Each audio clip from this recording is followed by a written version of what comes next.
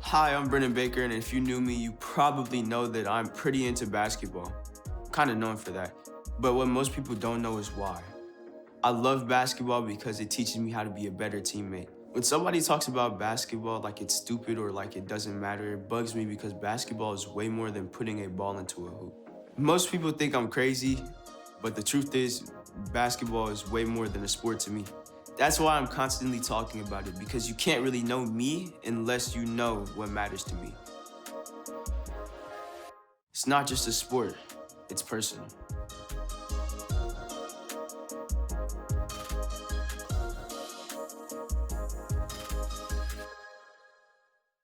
What's going on, everybody? My name's Colin, and a lot of you are back in school now, which is pretty crazy because school is looking a little weird for everybody. But I was thinking about it because I'm not in school anymore, but back when I was in middle school, when I was high school, those were the days full of fun and friends and not actually doing my homework and getting in trouble, sometimes getting angry at friends, yelling, even heartbreak sometimes in relationships. And maybe you're a middle schooler right now. And maybe in middle school, you play a lot of sports and you have friends you play sports with. But maybe they've been hitting their growth spurts. They're getting a little bit bigger than you, and now they're starting to play with high schoolers and not with you so much, making you feel like you've kind of lost some friends and lost some normalcy in your life. Or maybe you've been in a relationship and this guy that you were with, he just knew everything about you. You guys got along so well. He made you so happy, and he was always there for you until all of a sudden he wasn't, leaving you feeling used and abused even sometimes. We can all feel like this sometimes in our relationships, whether it's friendships, romantic relationships, even relationships with our parents or teachers. And it can kind of feel like people don't care about us. It can kind of feel like we thought we were closer with people than we really were. And those relationships can end up feeling kind of fake. And I think deep down we all have this expectation that relationships shouldn't be fake. It doesn't really matter if you're a super social person and you have a ton of friends, or maybe you've got one or two close friends.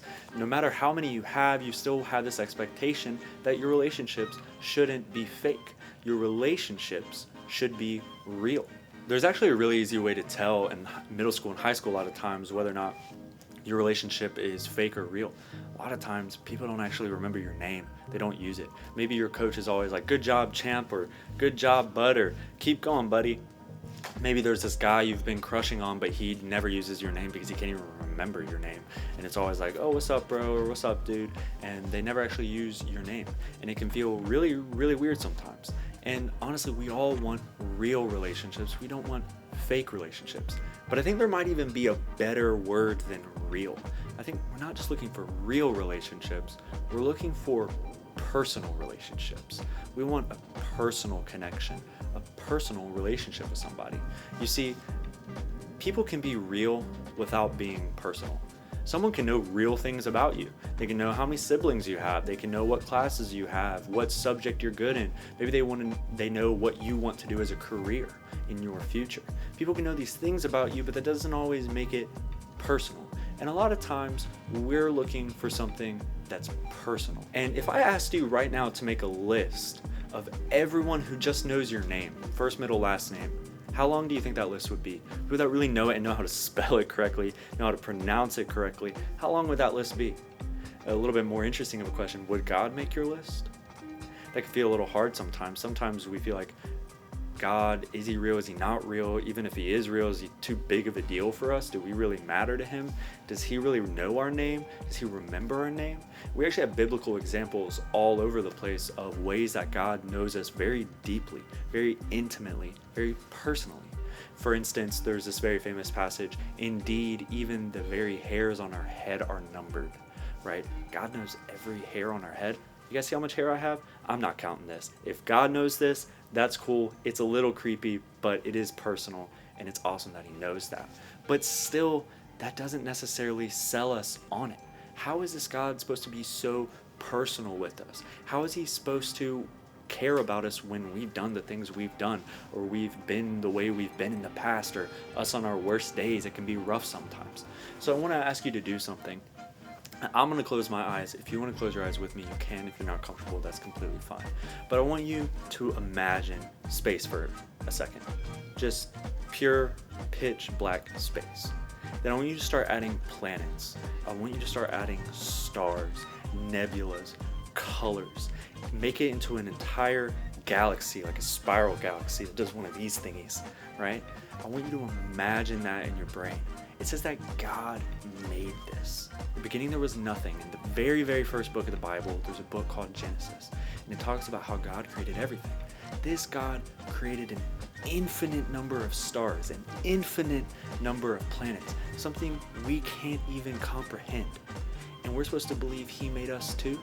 What's crazy is when God made all of these things, it says in Genesis that at the end of each day after making everything, He looked at it and said, "It is good."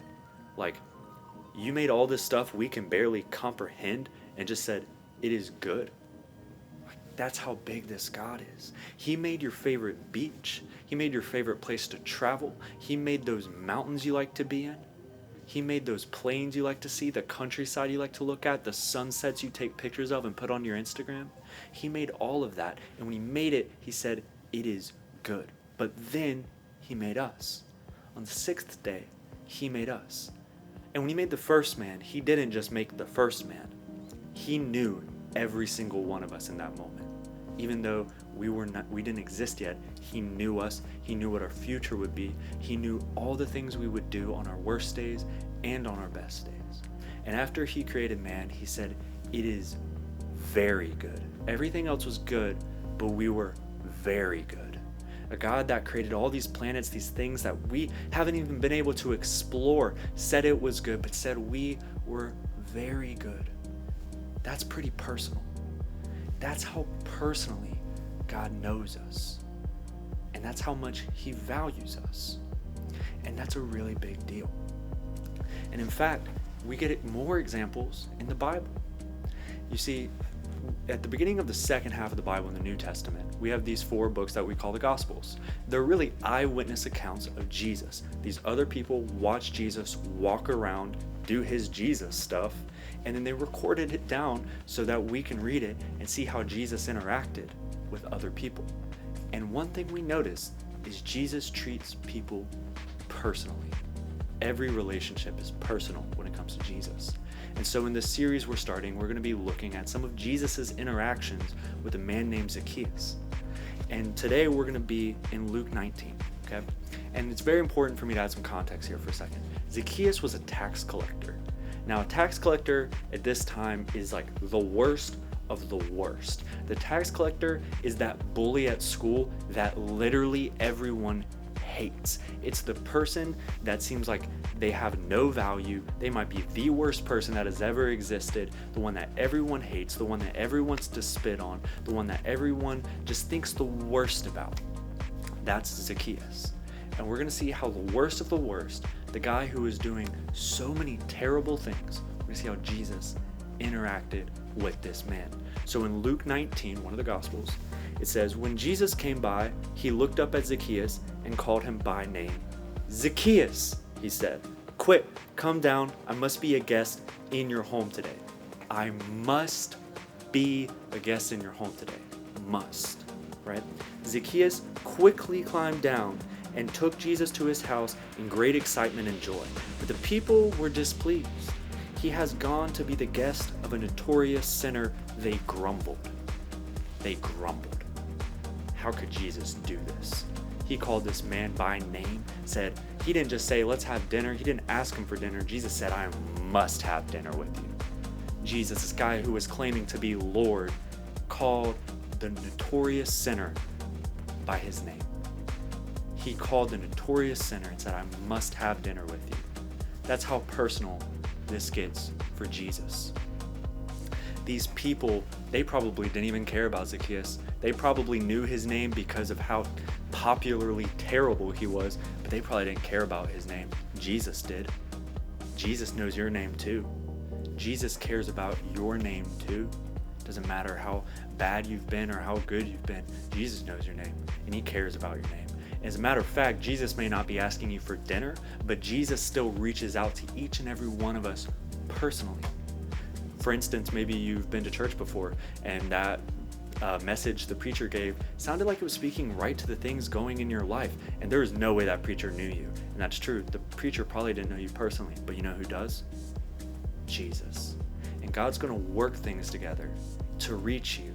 Not just reach you in a general way, not just a wave in the hallway kind of way. Jesus is going to reach you in a personal way. And that's what Jesus wants to do with each and every one of us. Now, it might seem crazy that, hey, Jesus knows our name. Wow, what a cool story. But it's not just a story. Jesus doesn't just know our name. It's not just a story. It isn't even just real because Jesus knows our name. It doesn't just prove that Jesus exists because he knows our name. It's personal because Jesus knows our name. It's personal because he knows what you've been through. It's personal because he knows what you're going through. It's personal because he knows where you're going to be. And he wants to be there with you. And if he wants there to be with you, then he wants to be there with your best friend. He wants to be there with the quiet kid in class that no one talks to. He wants to be there with each and every one of us, even a notorious sinner such as Zacchaeus, the whole town hated. And it's really important as Christians, we need to remember this, that sometimes people may not know that God loves them personally until we love them personally. People may never get to feel that unless we do it first. Sometimes that looks like saying someone's name. Don't just give them a wave in the hallway. Say, "What's up, Alex? What's up, Bridget? How are you doing today?" Sometimes it's being a shoulder to cry on for a person that you only kind of know. Sometimes it's sharing some mistakes you've made and how God helped you through them with somebody. It's getting personal and not just being fake. You see, knowing someone's name and using someone's name may seem kind of insignificant.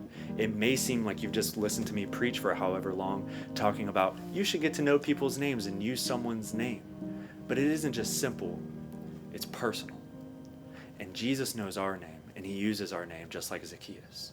And so we should go out there and do that with other people as well, so that they know there's a God who loves them personally.